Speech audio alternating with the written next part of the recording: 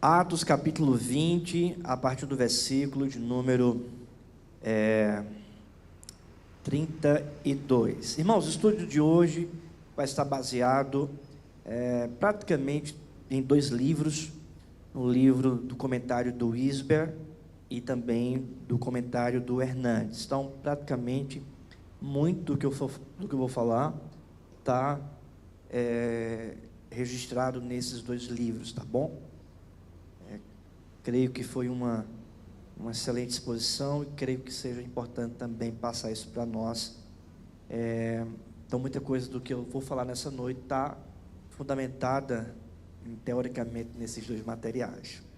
Claro que tem outras coisas também que não estão, mas a gente vai passando para os irmãos, procurando sempre servir a Deus, ministrando aos irmãos com fidelidade.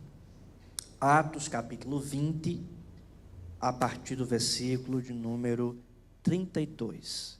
Assim diz a palavra de Deus. Agora, pois, encomendo-vos ao Senhor e à palavra da sua graça, que tem poder para vos edificar e dar herança entre todos os que são santificados. De ninguém cobicei prata, nem ouro, nem vestes. Vós mesmos sabeis que estas mãos serviram para o que me era necessário a mim e aos que estavam comigo. Tenho-vos mostrado em tudo que, trabalhando assim, é mister socorrer os necessitados e recordar as palavras do próprio Senhor Jesus. Mas bem-aventurado é dar que receber. Vamos orar? Meu Senhor amado, nós te suplicamos nesse momento, nos instrui conforme a tua palavra, nos instrui da parte do Senhor, que a doutrina que seja aqui anunciada, Pai, seja doutrina do Senhor, palavra do Senhor. Nos mantenha, ó Deus, nesse momento fiéis à tua palavra, que de fato possamos aprender para praticar, que o teu Espírito Santo nos conduza a praticar tudo aquilo que recebemos da parte do Senhor, através da pregação, da exposição da tua palavra. Nós te pedimos isso em nome do Senhor Jesus. Amém. Irmãos, nós estamos diante do final do discurso de Paulo para os seus presbíteros presbíteros da cidade de Éfeso. Importante aqui nós recordarmos, o apóstolo Paulo tem por objetivo ir para a cidade de Jerusalém. E nesse retorno, então, para a cidade de Jerusalém, ele passa na cidade de Mileto e de lá pede para que os presbíteros de Éfeso possam vê-lo. E é justamente nesse momento de Mileto que o apóstolo Paulo então prega, instrui os presbíteros de Éfeso no texto que estamos expondo desde o capítulo 20, versículo 17 até o final aí desse capítulo. Então nós vimos algumas características da liderança no versículo 17 ao versículo número 27. Vimos especificamente o apóstolo Paulo admoestando os presbíteros no versículo 28, informando que eles devem pastorear a igreja de Deus. Percebemos que presbíteros, bispos, pastores se referem ao mesmo ofício, porque ele em um determinado momento, no versículo 17, chama a atenção dos presbíteros, e ele no versículo 28 diz: presbíteros, pastoreai, ou seja, a função do pastor. E ele então testifica dizendo: porque Deus vos constituiu bispos sobre o rebanho do Senhor. Então você percebe que o apóstolo Paulo está se referindo, com esses três termos, ao mesmo ofício, o ofício de pastorear o rebanho do Senhor. Então nós vemos as admoestações de Paulo no versículo 28 até o versículo 31. Agora, no texto que lemos, versículo 32 ao 35, o apóstolo Paulo, irmãos, dá algumas recomendações para esses presbíteros. Recomendações estas que servem não apenas para a liderança, mas para toda a igreja. porque conforme disse o apóstolo Paulo, escrevendo a sua carta para Timóteo, que a liderança deve ser modelo para a igreja, ou seja, aquilo que a liderança vive, aquilo que os presbíteros vivem e praticam, a igreja, o rebanho também deve praticar, deve viver, porque eles precisam ser um modelo para o rebanho. E aquilo que Paulo fala, então, no versículo 32 em diante, serve também para toda a igreja. Serve também para toda a igreja. E Paulo, especificamente, no versículo 33 ao 35, trata sobre a relação da liderança com o dinheiro, a relação da igreja com as finanças, a relação do cristão com o valor material. Aqui Paulo está tratando daquilo que nós podemos chamar de economia do reino, e como nós podemos então aplicar isso para a nossa vida, como a igreja deve viver essa economia, como os presbíteros devem lidar com essa relação com o dinheiro, e como também a igreja, cada cristão, cada membro deve viver para a glória de Deus, usufruindo daquilo que Deus dá e usando aquilo que Deus dá para a glória dele e para a edificação da igreja e também o progresso do reino do Senhor. Então, basicamente eu vou tratar sobre essa relação do líder com o dinheiro, esse compromisso que o cristão ou o líder cristão deve ter com Deus no uso do dinheiro. Antes mesmo do apóstolo Paulo falar sobre essa questão do dinheiro, o apóstolo Paulo fala sobre o maior bem, o maior valor, o maior fundamento, o maior tesouro que a liderança tem, que a igreja tem e que o cristão tem, que todos nós temos, que é a graça de Deus, o poder de Deus. Veja o que diz o versículo 32. Vamos ler juntos? Agora, pois, recomendo-vos ao Senhor e à palavra da sua graça, que tem poder para vos edificar e dar herança entre todos os que são santificados. E aí, logo em seguida, Paulo vai falar, de ninguém cobicei, prata, nem ouro, nem vestes. Mas antes de Paulo exortar, recomendar contra a cobiça, contra o mau uso do dinheiro, Paulo fala sobre o tesouro maior. Paulo fala sobre o nosso bem maior. Paulo fala sobre o fundamento da nossa vida, o tesouro da nossa vida, que é a graça de Deus, o poder de Deus. Perceba, agora, pois, encomendo-vos ao Senhor. Não, ele não encomenda ao dinheiro, ele não encomenda aos bens materiais, ele encomenda os presbíteros a quem? Ao Senhor. Paulo prepara os presbíteros e dirige os presbíteros para estarem na presença de quem? Do Senhor. Ele não diz, agora eu vou tornar vocês empresários e vocês vão administrar a igreja economicamente falando. Não, Paulo está tratando sobre isso. Agora vocês vão ser captadores de recursos e vão então fazer a igreja crescer em prata, em ouro. Não, Paulo não está tratando sobre isso. Paulo está dizendo, eu estou preparando vocês, instruindo vocês para que vocês possam depender de Deus, para que vocês estejam na presença de Deus. Eu encomendo-vos ao Senhor. Os presbíteros devem depender de Deus. A liderança deve depender primeiramente de Deus. A igreja precisa primeiramente depender de Deus. O sucesso da igreja não é o dinheiro. O sucesso da igreja não é a quantidade de oferta, dízimo, de contribuições que a igreja tem. O sucesso da igreja não é o bem material, não é o imóvel, não é a casa, não é a estrutura da igreja, não é o prédio da igreja. A vitória da igreja, o sucesso da igreja, o maior bem da igreja é a presença de Deus. O resto é secundário. Amém, irmãos? O resto é secundário. Mais importante é nós estarmos na presença de Deus, desfrutando da presença de Deus, clamarmos pela presença de Deus. Antes da gente clamar pedindo a Deus uma estrutura maior, antes da gente clamar pedindo a Deus dinheiro para a gente fazer aquilo que desejamos fazer, talvez pensando aqui em estrutura, como seria bom, né? A gente ter uma estrutura maior, um prédio nosso, salas, mais salas para o departamento infantil.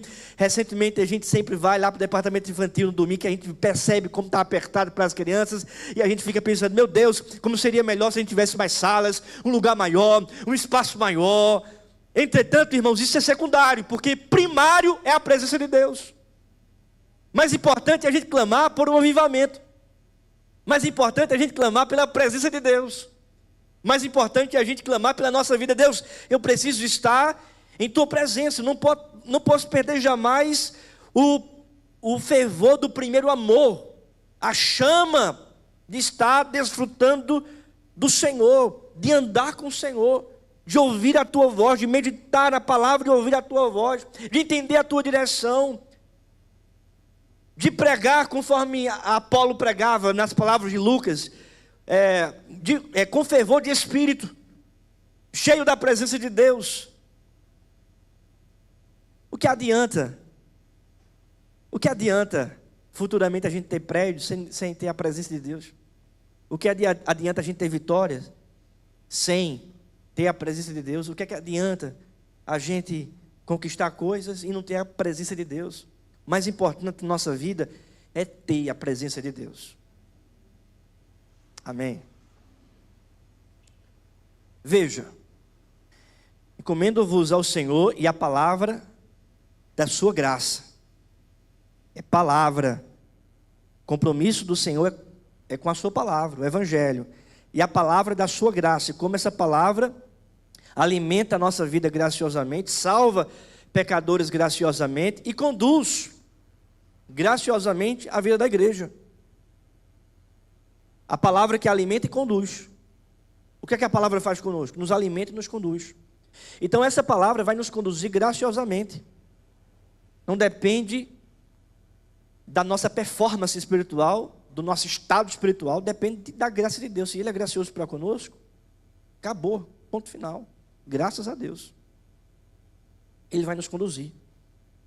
E aí, o texto continua dizendo que tem poder para vos edificar e dar herança entre todos os que são santificados. Essa palavra graciosa que tem poder para vos edificar.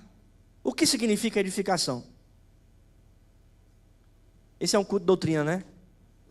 O que é edificação? Tiago? Né? Construção, né? Angélica. Estou consultando os universitários, né? Não, os universitários não, né? Já passou, né? Os profissionais da área, né? É construção, né? É uma construção. Como é que a gente constrói? Tem que ter o quê para construir alguma coisa? Tem que ter material. Que material? Vamos deixar os profissionais falarem, né? Angélica e Tiago. Para construir tem que fazer o quê? Tem que ter o quê? Os recursos. E quais são os recursos? Material, humano, né? Angélica, diz alguma coisa aí.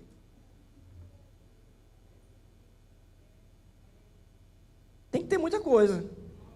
Mão de obra. Mas para a gente ter mão de obra, para a gente ter material, a gente tem que ter o quê? Projeto. Para a gente ter um projeto, a gente precisa de quê? De alguém para fazer o projeto.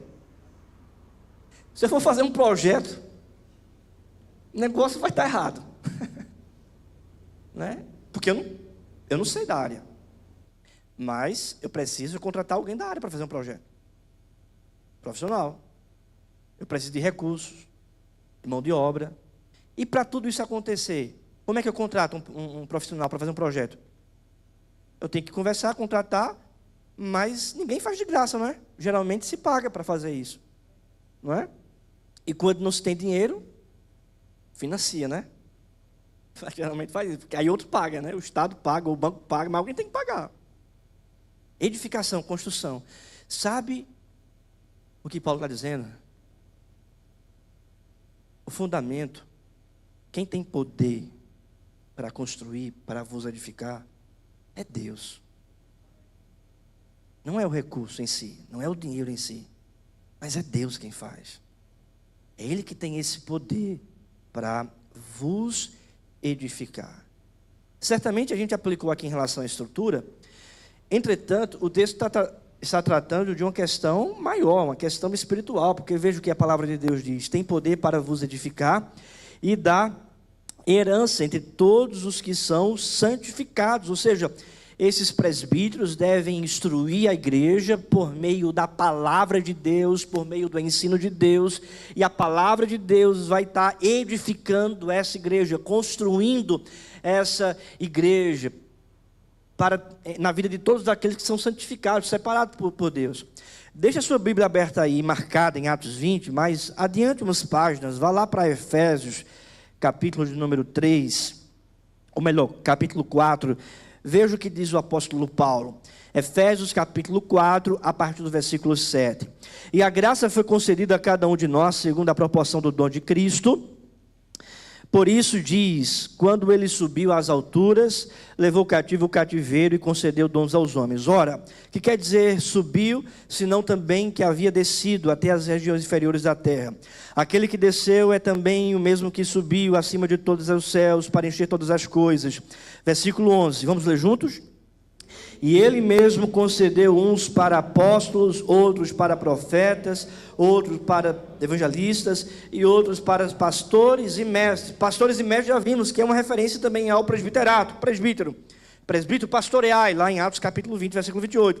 Com vistas ao quê? Versículo 12, vamos juntos? Com vistas ao aperfeiçoamento dos santos, para o desempenho do seu serviço, para a edificação do corpo de quem? De Cristo. Então Paulo está pensando lá em Atos capítulo 20, em que edificação? No corpo de Cristo, na igreja. Para que a igreja seja edificada na palavra, no ensino, na instrução. Os presbíteros que estão, olhe, exortando a igreja e protegendo a igreja dos lobos, dos perigos externos e internos, para que essa igreja esteja fundamentada na palavra, no ensino, para que essa igreja, então, fundamentada na palavra, cresça, seja edificada, até que todos cheguemos à unidade da fé e do pleno conhecimento do Filho de Deus. Veja, até que todos cheguemos, não é parcialmente, mas é no pleno, no todo, no completo conhecimento do Filho de Deus. Então veja, se Deus vai utilizar a liderança da igreja para que essa igreja seja edificada e chegue no pleno conhecimento de Deus, então, meu querido, minha querida, a liderança tem que estudar, a liderança tem que se preparar. Como é que a igreja vai chegar no pleno conhecimento de Deus se a liderança não estuda, não aprende, não ensina, para ensinar, para instruir?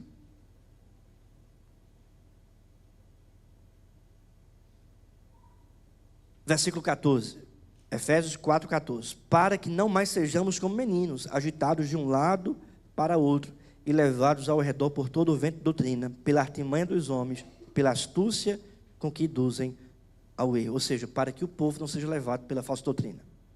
Minha gente, só até aí. Recentemente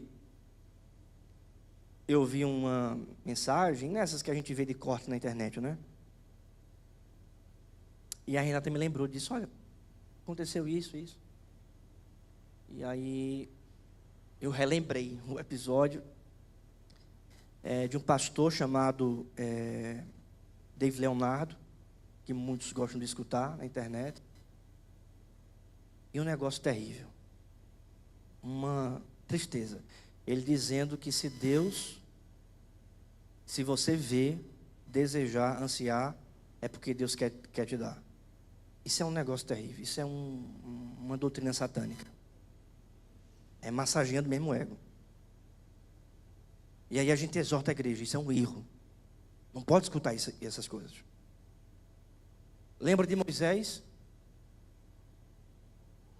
Eu preguei sobre Moisés domingo, mas nem lembrei disso, não estava nem pensando nisso. Renata que lembrou depois, olha, e falou para mim. Mas Moisés viu a terra prometida, não foi? Entrou? Não. Aí tem muita gente que prega o que você quer ouvir. Quem não quer ouvir que Deus vai realizar seus sonhos? Quem não quer ouvir que Deus vai fazer o que você deseja? Que aquilo que você deseja é de Deus. A gente tem que ter muito cuidado. E a liderança precisa proteger o rebanho do Senhor. Volte para Atos, capítulo 20. Após Paulo falar sobre esse fundamento importante, esse fundamento essencial, que é a presença de Deus e a sua palavra, que edifica a igreja, Paulo então vai tratar sobre a relação da liderança com o dinheiro. E a primeira verdade então é que o líder é alguém que faz a obra não motivado pelo dinheiro. Versículo 33. De ninguém cobicei prata, nem ouro, nem vestes. Então Paulo está recomendando aquela liderança para o Senhor, para andar na palavra, na graça, e ensinar o povo de Deus e edificar a igreja. E Paulo então diz, vocês não devem cobiçar prata, nem ouro, nem vestes. A liderança precisa ser uma liderança modesta. A liderança precisa entender que ela está ali para servir a Deus, ministrando a igreja. O problema é que, sabe o que acontece hoje em dia? Que tem muitas lideranças falsas que estão para sugar a ovelha, para matar a ovelha, para tirar a lã da ovelha. E quantas falsas pregações, né, que a gente vê por aí, de gente dizendo que você tem que fazer isso, tem que dar tanto para receber bênçãos, tem que dar o dízimo para ser abençoado, tem que dar a oferta para receber das benesses de Deus. E, irmãos, isso é papo furado. Gente que vende rosa ungida, lenço ungido, vende suor ungido, eu já vi até isso, água ungida. Primeiro que Deus não unge mais objetos. Deus unge o crente, o pecador que crê, o Espírito Santo habitando nele. Essa é a unção.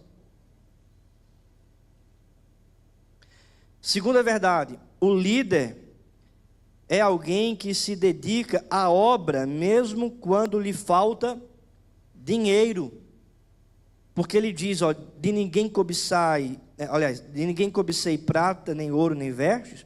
Versículo 34, vós mesmos sabeis que estas mãos serviram para o que me era necessário a mim e aos que estavam comigo. Ou seja, o líder é alguém que se dedica à obra mesmo quando lhe falta dinheiro, mesmo quando as coisas estão apertadas, ele vai deixar de servir a obra? Não, ele vai continuar servindo a obra. Ele não serve por causa do dinheiro. Ele serve para a glória de Deus, realizando a sua função no corpo de Cristo. E a questão do dinheiro é uma questão secundária. Em alguns momentos o apóstolo Paulo teve bonança financeira, em outros momentos não. Em alguns momentos ele recebia o sustento das igrejas, para ele se dedicar integralmente ao trabalho ministerial. Mas teve momentos na sua história que não, que ele teve que fazer tendas. Quando ele está na cidade de Corinto, plantando a igreja em Corinto, ele está ali trabalhando com Áquila e Priscila, fazendo tendas, porque a oferta não tinha chegado. Qual é o ideal do ponto de vista ministerial? É que o pastor sirva integralmente. E que a igreja, portanto, tenha recursos para sustentar o trabalho desse pastor que serve integralmente. Conforme disse o apóstolo Paulo para Timóteo, o presbítero que se dedica integralmente, né? o presbítero da docência, aquele que se dedica integralmente ao ensino, seja merecedor de dobrados honorários. E aí você tem então, na própria estrutura da revelação, presbíteros que são mais regentes, que não são integralmente dedicados ao ensino, e você tem presbíteros docentes, que são realmente completamente dedicados ao ensino e vivem, portanto, da obra. No caso da Igreja Presbiteriana do Brasil, os presbíteros docentes são chamados de pastores. E os presbíteros regentes são chamados de presbíteros mesmo. Mas eu sou um presbítero. Eu sou um presbítero. Então, o líder é alguém que se dedica à obra mesmo quando lhe falta dinheiro. Primeiro, o líder é alguém que faz a obra não motivado pelo dinheiro. Segundo, é alguém que se dedica à obra mesmo quando lhe falta dinheiro. Terceiro, o líder é alguém que entende que mais feliz é aquele que dá do que aquele que recebe dinheiro. É aquilo que Paulo fala aqui no versículo 35, nessas palavras registradas pelo evangelista Lucas. Vamos ler o versículo 35. Tenho-vos mostrado em tudo que, trabalhando assim, é mister socorrer os necessitados e recordar as palavras do próprio Senhor Jesus, mas bem-aventurado é dar que receber. Veja, mas bem-aventurado é dar do que receber. A visão do presbítero, do pastor, não deve ser a de um egoísta e avarento. O pastor precisa ter coração generoso.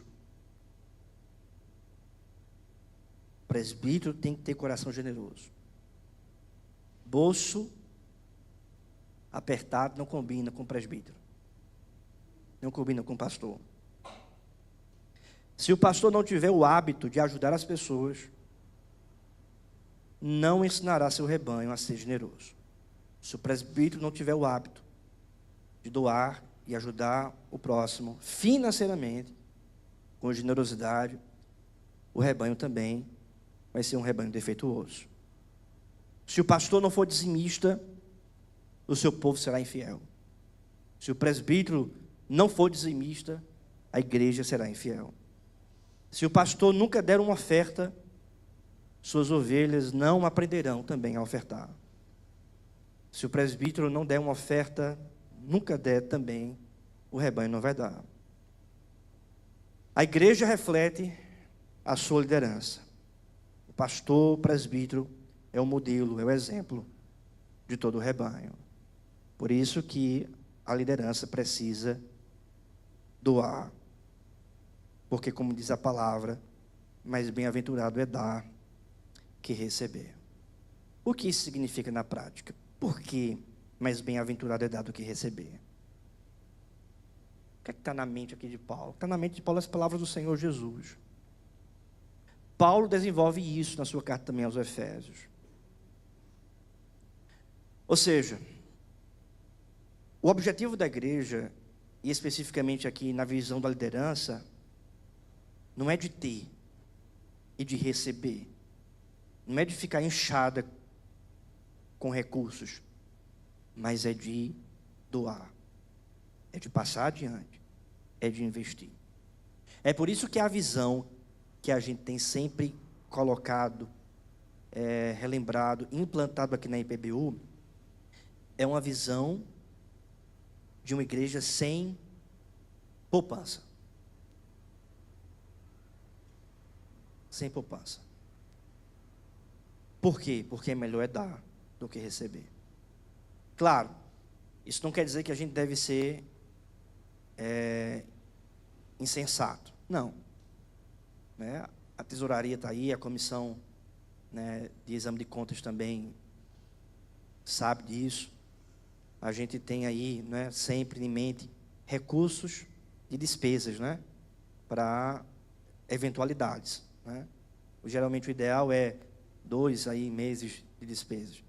Mas a ideia de você ter uma igreja rica financeiramente, abastar de ter e aumentar lucro, isso aí não é bíblico, não é coerente. A igreja tem que deixar o dinheiro ajudar o necessitado, missionários, projetos. Amém? Isso também, irmãos, não nos impede também como igreja de termos sabedoria, por exemplo, para futuramente comprarmos um imóvel e termos a nossa estrutura. Isso não impede, a gente tem que ter sabedoria para juntar dinheiro para isso, né? Planejamento. Mas uma coisa é você querer ter uma igreja rica e não querer ajudar o outro. A igreja rica, irmãos, verdadeiramente rica, é aquela igreja que cumpre a missão do Senhor. E a igreja que doa, a igreja que investe, a igreja que dá, ela está alinhada à proposta de Deus e ela recebe de Deus recursos para continuar andando no trilho da missão do Senhor.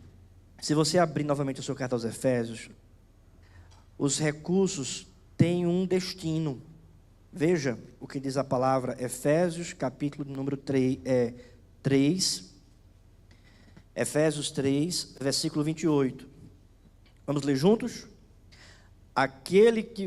Efésios 4, 28. Vamos lá?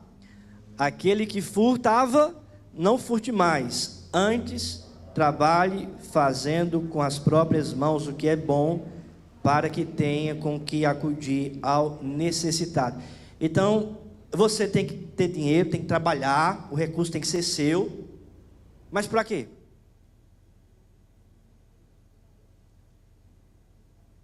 Para ajudar o necessitado. Paulo poderia botar muita coisa aqui, ou colocar muitos objetivos aqui, para você ter uma casa própria, para você fazer uma boa viagem, para você ter boas coisas na vida. Não, mas Paulo está dizendo para você ajudar o necessitado.